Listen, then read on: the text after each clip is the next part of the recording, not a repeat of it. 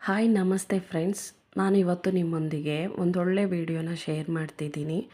ಅದು ಯಾವುದ್ರ ಬಗ್ಗೆ ಅಂದರೆ ರಾಯರ ಬಗ್ಗೆ, ಅಂದರೆ ರಾಘವೇಂದ್ರ ಸ್ವಾಮಿಗಳ ಬಗ್ಗೆ ನಾನು ಈ ವಿಡಿಯೋದಲ್ಲಿ ತಿಳಿಸ್ಕೊಡ್ತಾ ಇದ್ದೀನಿ.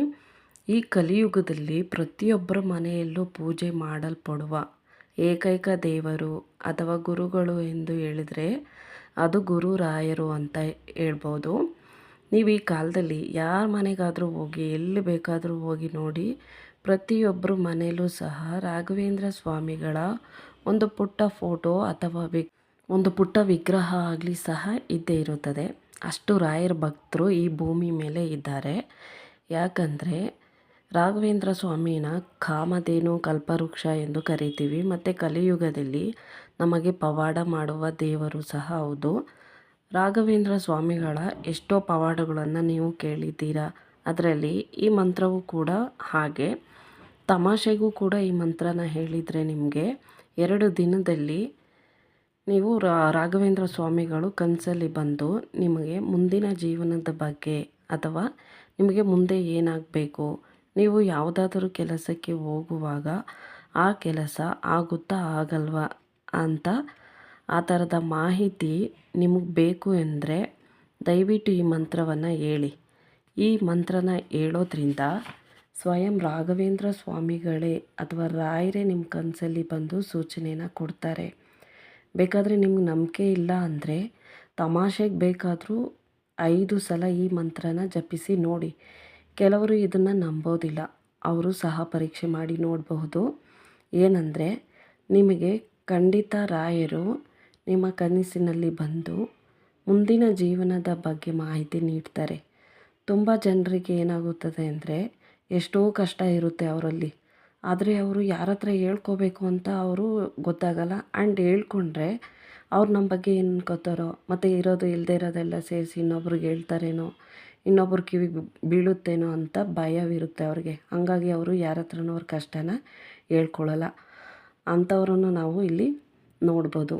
ಅಂಥವ್ರನ್ನ ಸಹ ರಾಘವೇಂದ್ರ ಸ್ವಾಮಿಗಳು ಮಕ್ಕಳ ಥರ ನೋಡ್ಕೊಳ್ತಾರೆ.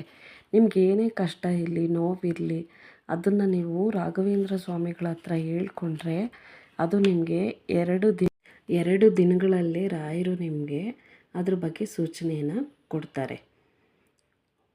ಯಾವುದೇ ದೇವಸ್ಥಾನಕ್ಕೆ ಹೋಗೋಕ್ಕೂ ಮುಂಚೆ ನೀವು ನಿಮ್ಮ ಕುಲದೇವರನ್ನು ನೆನೆಸ್ಕೊಂಡು ಆಮೇಲೆ ರಾಯರ ದೇವಸ್ಥಾನ ಅಥವಾ ಬೇಕು ಅಂದರೆ ಬೇರೆ ದೇವಸ್ಥಾನಕ್ಕೆ ಹೋಗಿ ಬನ್ನಿ.